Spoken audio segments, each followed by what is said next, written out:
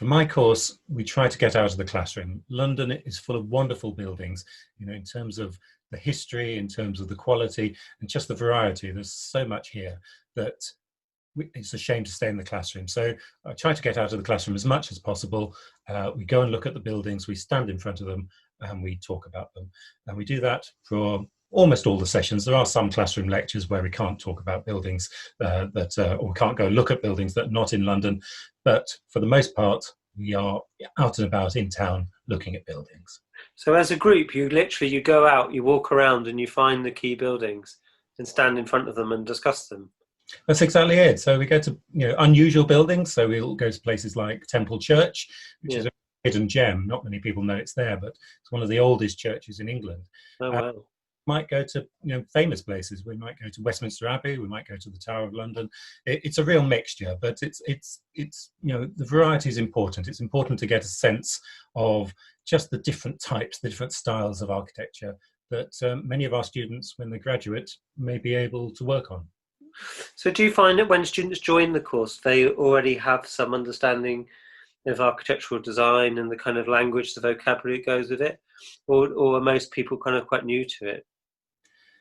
Most people are quite new to it, to be honest with you, at least in terms of looking at buildings in a very formal way. So it is an art history course. We do learn the history of different styles. We learn the history of different building techniques. We learn the names of things. So even if they've been working perhaps as apprentices on cathedrals or other building sites, they don't necessarily know the architectural terms. They don't necessarily know the history. So the whole point of the course is to take people and lead them, in a logical way from a very low base of knowledge to understanding and really having a confidence with all of those aspects of building history.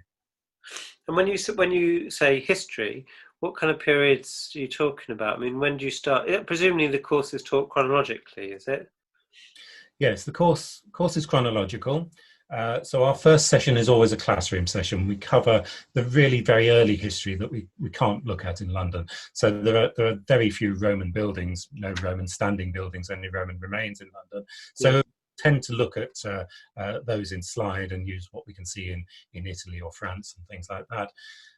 Then as soon as we get outside of the classroom, the earliest buildings we're looking at are very early indeed, from around about 900 AD. So, we're talking about very early buildings here in London.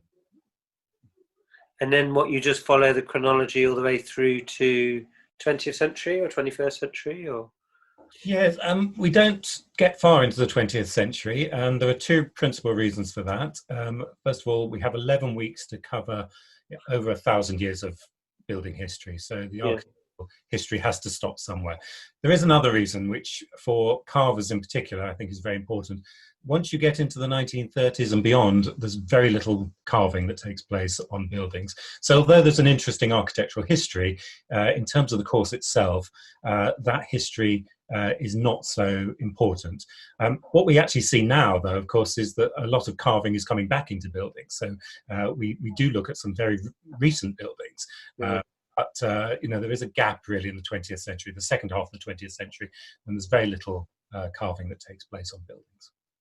I was wondering if you could just kind of give me an insight into perhaps one of the sessions that you do, maybe your favourite building, and just kind of paint a picture of what the students would be looking at and what you would be directing them to be thinking about.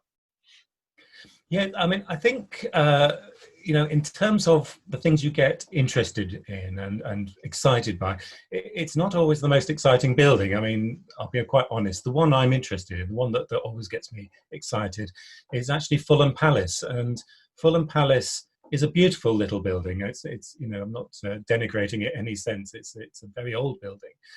But it's quite domestic and it's quite ordinary in its sort of appearance.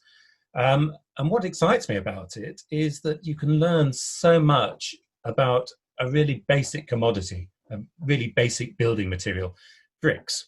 Yeah. Buildings are built of bricks everywhere, and nobody bothers to think about them. But when you do start looking at a building like Fulham Palace, which is a Tudor building, so it has Tudor chimneys, it has Tudor brickwork, it has decorative brickwork. It's beautiful in that sense. Not overwhelming in the way that Hampton Court is. Hampton Court is an astonishing building, but it can overwhelm you. This is much more manageable, I suppose. Yeah. And then you start looking closely at the brick. And the strange things that can teach you a lot about how to understand a building. There are these strange blocked up niches in the walls. And one of the things that I ask the students to do is just speculate.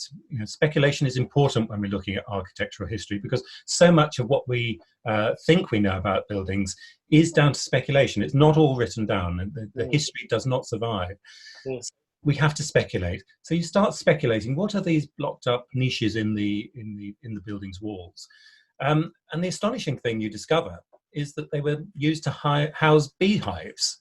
And it's not the first thing that would come to mind. You speculate and you think, are they windows that are blocked up? Are they doorways? Are they arrow slits for defending the place? Turns out they're for making honey. So it's interesting. Yeah.